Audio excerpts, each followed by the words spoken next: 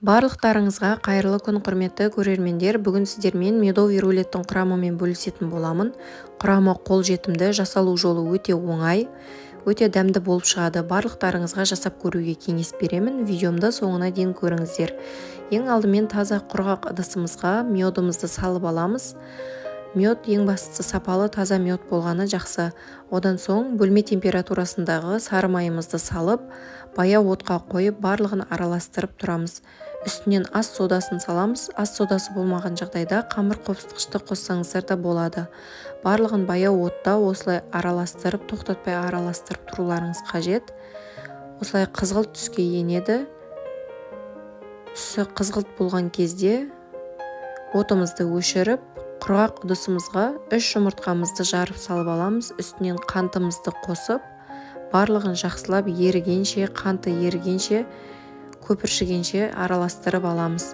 Егер миксер болған жағдайда миксермен араластырып алсаңыздар да болады. Барлығын жақсылап көпіршік болғанша араластырамыз. Одан соң ерітілген медымызды үстінен суытып құйып аламыз. Барлығын жақсылап бір араластырып аламыз. Осындай сұйық масса шығады. Жасалу жолы өте оңай, құрамы да қолжетімді, небәрі 1000 теңгенің заты кетеді. Барлықтарыңызға осы пирогты жасап, үйіңіздегі адамдарға ұсынуға кеңес беремін. Көріп тұрғандарыңыздай қоңырқай түске енеді.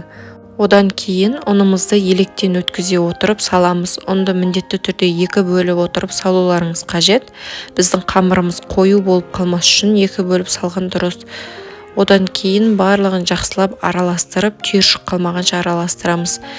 Екінші ұнымызды салып, тағы да оны жақсылап, түйіршік қалмайынша араластырып, барлығын араластырып аламыз. Біздің қамырымыз дайын болды. Көріп тұрғандарыңыздай ешқандай түйіршігі жоқ. Енді табамызға салып, барлығын жайып шығамыз. Мед араласқандықтан қамырымыз осылай созылыңқы, жабысқақ қамыр болады. Барлығын формаға жақсылап жайып шығамыз. Одан кейін қызып тұрған пешімізге 15 минуттай пісіріп аламыз. Медовый пирог болғандықтан тез піседі. Осылай қызғылт түске еніп, әдемі болып піседі. Формамыздан босатып, осындай артық жерлерін кесіп аламыз. Қазір бетін әрлеу үшін керек болады. Одан соң осылай блендердің көмегімен жақсылап, майдалап, араластырып езіп алдым. Егер блендерлеріңіз болмаған жағдайда оқтаудың көмегімен майдалап, араластырып алсаңыздар болады. Енді кремін дайындаймыз. Креміне мен дүкеннің 20%-ық қаймағын қолдандым.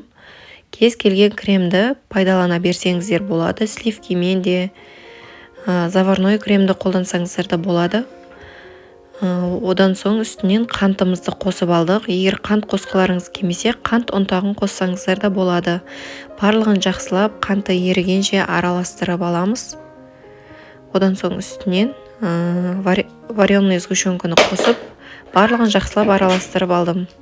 Менің кремім шамалы сұйықтау болып қалды. Себебі менің вареный сгущенкам бөлме температурасында тұрғандықтан.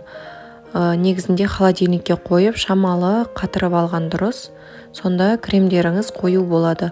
Одан соң дайын болған пирогымызды ыстықтай осылай домалақтап орап аламыз. Орап алып, шамалы кішкене суығаннан кейін видеода көріп тұрғандарыңыздай ашып аласыздар. Үстінен дайын кремімізді жағып шығамыз. Мен кремді сұйық болғандықтан кішкене холодильникке 10-15 минутқа қойып алдым. Барлық жеріне жеткізіп жағып шығасыздар. Одан соң барлығын осылай домалақтап орап аласыздар. Біздің осылай корждарымыз кішкене сынып, аралары жарылып кетуі мүмкін. Ол ештеңе етпейді. Қазір кремін жағып, үстіне ұнтақтарын сеуіп шыққаннан кейін білінбей кетеді. Барлығының басы бірігіп, керемет болып шығады. Одан соң сыртына да осылай кремдерін жағып, барлық жеріне тигізіп шығамыз. Сонда біздің пирогымыз жұмсақ, керемет болып шығады.